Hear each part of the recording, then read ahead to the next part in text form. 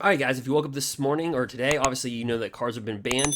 We're looking at the cards that have been banned, why they've been banned, why Wizards gives the bannings, and the possible outcomes in my ban grade. Okay, so first off in standard, OMNATH Creation is banned. So this banning reminds me of Oko, Thief of the Crowns, Once Upon a Time, and I have several notes that I've taken for this video. But feel free to subscribe to the channel, by the way. And if you like this type of content, feel free to follow me on Twitch. If you like live gameplay. So, OMNATH Locus of Creation was banned. Lucky Clover is banned. Escape of the Wilds is banned. Okay, so pretty good. My overall standard grade for this, I have written down B+. Okay, that is my overall standard grade. But my overall banning is a B-, and we're going to get to that in a second. Historic Lotus of Creation is suspended. That means that it's temporary on hold. It's not banned, but you cannot play with it. They're going to see how the format shakes up in Historic. And we're going to Teferi Time Raveler is officially banned. It was suspended. Wilderness Reclamation. And the unsuspension leads to Burning Tree-emissary. It enters the battlefield and you add 2 green mana. So essentially, it's a free casting creature on a 2/2. This was unsuspended, and Brawl OMNATH was suspended. So let's look at the reason why.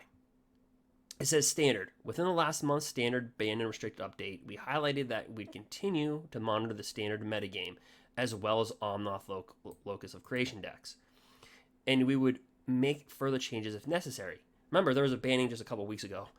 Observing ladder play and tournament results over the following weeks, as well as the Field of the Dead Grand Finals over the weekend, we conducted that additional changes are necessary. And here it goes. The 2 most popular decks in the standard metagame are 4-color Ramp and 4-color Adventures. Both feature OMNATH Locus of Creation as a key component. While we did see a marked decline in the win rate of 4-color Ramp after banning of Euro Titan Nature's Wrath, I said in my last banning video, by the way, Euro Titan wasn't the problem, it was OMNATH. I kept on stressing that very importantly. This is particularly against red and green aggressive decks and blue rogue decks. OMNATH ramp decks continue to have a warping effect on the metagame. Moreover, 4-color Adventures, that was the big one, has become the deck with the highest overall win rate and has a favorable matchup against 9 out of 10 of the other top decks that don't play OMNATH. So if you don't play OMNATH, it's favored in 90%. This metagame dominance manifests itself in the player's deck choices for the grand finals. While it's common in a small field invitational for players to test together on a few decks. Yeah, so they have teams that get together, like in teams of 4 to 6, and they'll play test with each other. So that's why you'll see a lot of decks of the same type, especially when there's only 32 people playing in the tournament. So imagine you have 32 people that play in a tournament, and they're all friends. They're all friends with each other. You're going to have some of the same decks, okay?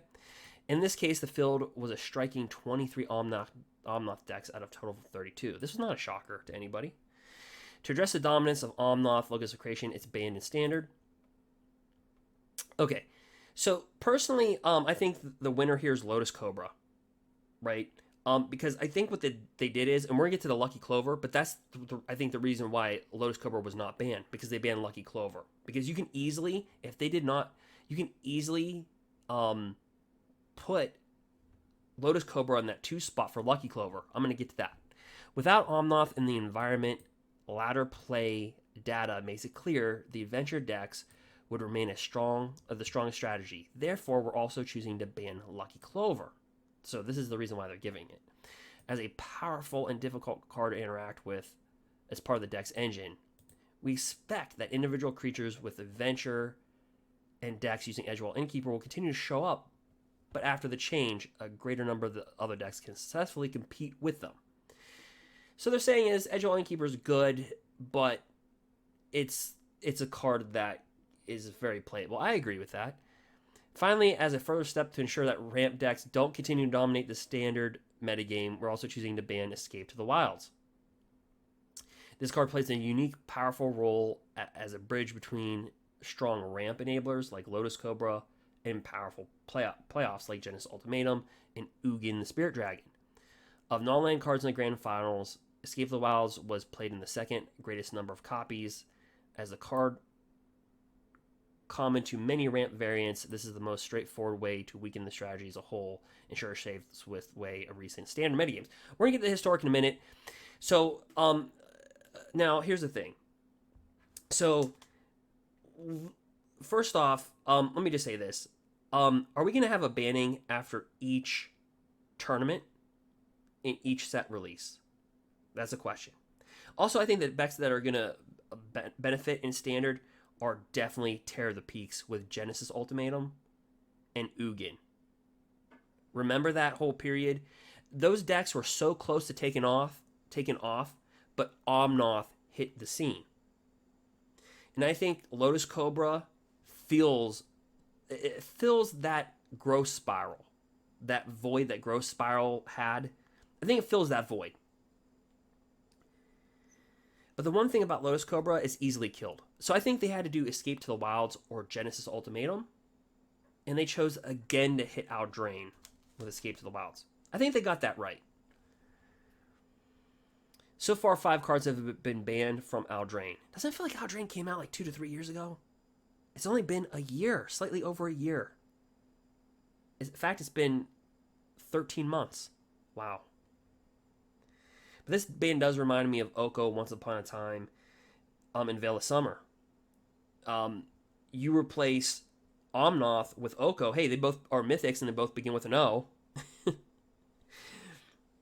But doesn't it feel like that? Once Upon a Time and Escape of the Wilds both had card advantage.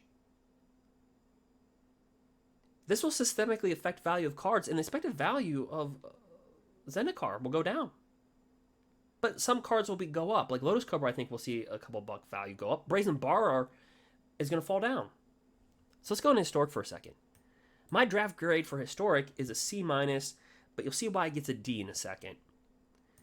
Much as we've seen in Standard, OMNATH Locus of Creation is proving to be a powerful contender in Historic as well. Though win rates for these decks are lower in Historic than Standard, we are still seeing the meta share of the decks using OMNATH of Creation increasing steadily, particularly in the best of 3. Yeah, so in my experience, we go in Mythic rank. By the way, I'm Mythic rank. If you want to check out the gameplay, again, go ahead and subscribe to me, and you can follow me on Twitch. But I made it to Mythic rank number 494 with the playing against, not with OMNATH, but I played with Simic Ramp. And the thing is, I faced OMNATH probably in about 25% of my matches. So 1 about every 4 was OMNATH. So they're suspending OMNATH in Historic, not due to its win rate, but more to its heavy playability. Okay. Historic also provides a wider range of tools for enabling the multiple land drops the deck is looking for, such as Explore. You can see that right there, allows you to play additional land. So it's kind of like a sorcery growth spiral. And growth spiral. To ensure greater diversity and health for Historic meta, OMNATH Locus Creation is suspended in Historic. So it says we also have 3 current suspensions in Historic to resolve. So they basically are just saying they officially banned Teferi Time Raveler instead of suspending it. They also officially banned Wilderness Reclamation. Once a card is banned, it is unlikely to be unbanned over suspended. So they're saying is the reason for that is that they've seen an increase in diversity and interactivity of the format after these cards have been gone. As a result, both the Fury Time Raveler and Wilderness Reclamation are banned in Historic. This is where, so far, the reason why this gets a D grade, the Historic banning gets a D grade. Standard, to me, gets a B+. They hit that pretty hard out of the ballpark. To me, if they would have said, hey, we're also going to keep our eye on rogues. There's not one particular rogue in the format that... There's not one rogue in the format that you look at and say that needs to be banned. But the rogues as an archetype are like elementals, right? They're like the old elemental decks. Except the rogue decks are much faster. So, officially, rogues have taken over elementals, where elemental was in last year's Standard. Now, they didn't ban... The reason why I give it a grade is because basically simply this. You tell I took notes. So they suspend OMNATH. That gets the C-, but they didn't ban Muxus.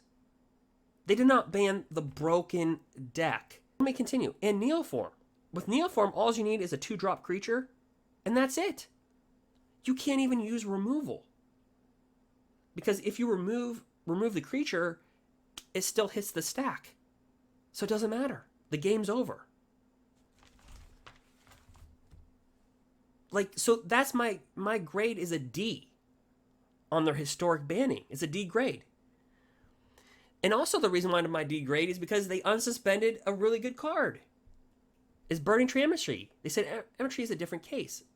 Since that suspension, the power level of historic has increased considerably with the increase of Jumpstart and Omnicat Remastered. Yeah, you cannot keep on adding cards that are not historic cards into the format. They're adding Wrath of God, Thoughtseize. These are cards meant for Modern and Pioneer. And they're adding them to historic. So technically historic is no longer historic. That'd be like if we added Modern cards to standard. You say, well, it's no longer standard anymore. Right? Like, what if we grabbed standard and said, we're going to let rotation go on for an additional year? One more year. That would change the whole entire format. So yeah. The simple answer is you just don't keep on adding cards to historic. Unless you just want to say, you know what, scrap historic, and let's just make it, let's just bring Pioneer or Modern onto Arena. Which I think they're probably going to do within the next year or two.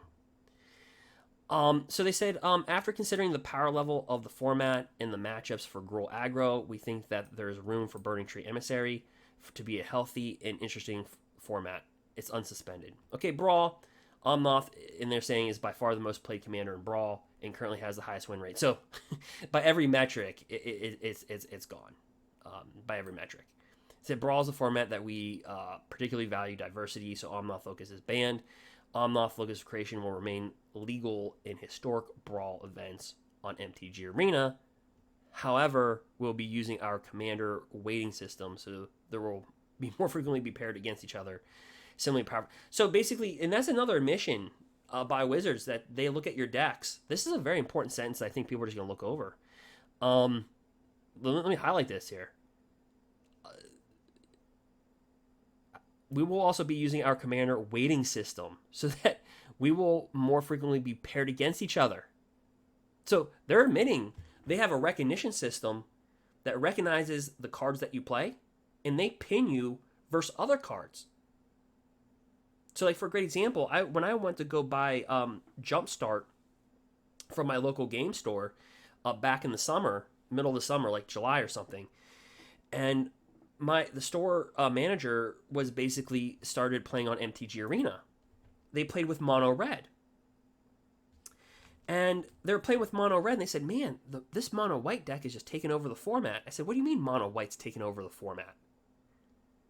He goes, well, I played mono red. I said, oh, you're a red deck wins player. Now, guys, this is when Temur Reclamation was still in the format. Now, remember, how many bannings are we going to see also? We have, Sultai. I mean, look at this. We had Fires of Intervention. We had Oko. But Fires of Intervention was worse because the whole deck revolved around Fires of Intervention. Oko, people just slid the Oko card inside really good decks. But Fires of Intervention, Wilderness Reclamation, we had that whole standard. And then we had about 6 weeks, remember, at the end of the summer, where Sultai just took over. The bans need to be more efficient, not more frequent, in my opinion. We need more efficiency and less frequency. It's kind of like the whole thing in life. It's not how much you do of something, it's what you are doing within the time that you do it in. It's called efficiency. Being efficient. These bans, although getting slightly better, they're not efficient. I give the overall banning a B-. Oh, by the way, about the matchmaking, about the local game store that I was going on, that little rant. Yeah. So that I told the store manager, I said, listen, you're getting mashed up because you're playing with a red deck wins. That's why you're seeing mono white. He goes, that's not how tournaments work. Now, this manager has been a judge and has been affiliated with a local game store managing it for 20 years. Or, excuse me, 15 years. So you're talking about a person that manages a local game store for 15 years and has been a judge for over 10. And guess what? They could not believe that Arena matched you up based upon the deck that you play. So then, a couple months later, I go buy Zendikar. I pick up the booster box. The manager looks at me and goes, now I see what you're talking about. Because I told him, I said, if you switch your deck on MTG Arena, you will not see mono white as much as you do when you play with red deck wins. He's like, oh, that's bull crap. In tournaments, you don't match people up based upon... I said, I know. In tournaments, you match up people based upon their record. Their record, not the decks they play. So overall, I give this grade... overall, I give this banning a B-, and that's really because of historic. They should have banned Neoform, and they should have banned, in my opinion, Muxus. Those are two obvious bans.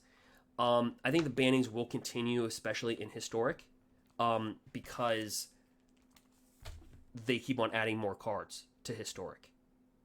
Kind of like Modern Horizons. They keep on adding Modern Horizons to Modern, and then they have to ban other cards, like Mox Opal. These have financial consequences, ladies and gentlemen. So I think the financial consequences, this part of the video, if you made it this far, I think the financial consequences are Lotus Cobra goes up by a couple bucks. I think the winner's Lotus Cobra right here. I think so obviously the winner's Lotus Cobra. I think that's going to go up. That's going to see an uptick. I think the Catcher Triome land takes a beating. I think the winner's Terror of the Peaks. I think Genesis Ultimatum. I think Terror of the Peaks is going to go up by a couple bucks. I think Lotus Cobra will go up by a couple bucks. Genesis Ultimatum. I think Ugin might go up as well. I mean, I think Ugin will actually stay the same. I don't think it's going to gain or lose value here. I think people are going to play the Lotus Cobra, Genesis Ultimatum, Ugin, Cultivate. You know, there's still Cultivate in the format. And there's other ramp spells. So I think Rogues also needs to be paid attention. So what I'd like to see in this whole entire banning, that now that we're going off of it, is what I would like to have seen is them acknowledge that they're going to watch the Rogue deck. Okay? And if there's any Rogue that needs to be banned, it's that flying, death-touching Rogue. I think if that was one Rogue to pay attention to.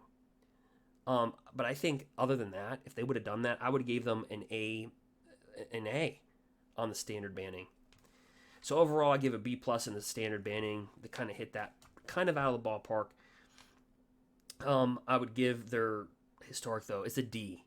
I mean, it is a D grade. I mean, the OMNATH thing, okay, I give it a C-. If they would have banned, even if they would have just banned Muxus and said, we're going to pay attention to Neoform, man, I probably would have gave them a B- for historic. I really would have. But I just can't. So overall, draft grade, B-. I wish we can get to the point where we get Bs. Just really good, efficient bannings. B to B+. So they hit standard out of the ballpark a little bit. So yeah, cards that I think will lose value is Brazen Barrower. I think he loses value right there. He's been reprinted so many times, and also now he's out of Lucky Clover deck. Fey Wishes takes a beating. I mean, what do you use Fey Wishes in? Honestly, Fey Wishes, the Catcher Triome land, I think takes a hit. I think Lotus Cobra sees value. And Terror of the Peaks, watch out for that. I think that'll be a thing in Rogues. Or Rogues, I think, now have a prominent thing. Hey guys, again, feel free to subscribe. And again, thank you for watching. And if you would like to see anything change in my videos, if you have any, honest criticisms, I mean, not being fickle here, then feel free to drop in the comment section. Tell me what you think in the comment section. Anyway, guys, that is it. OMNATH has been banned. I think I covered everything. So hope you enjoyed that. Have a great standard. I think we're better off. Standard we're better off than we were a long time ago. By the way, if you want to follow me, go ahead and do that. Subscribe. I've gone Mythic 6 months in a row. I played in the top 1500 pretty much almost every month. So, anyway, that is it. Until next video, I'll see you soon.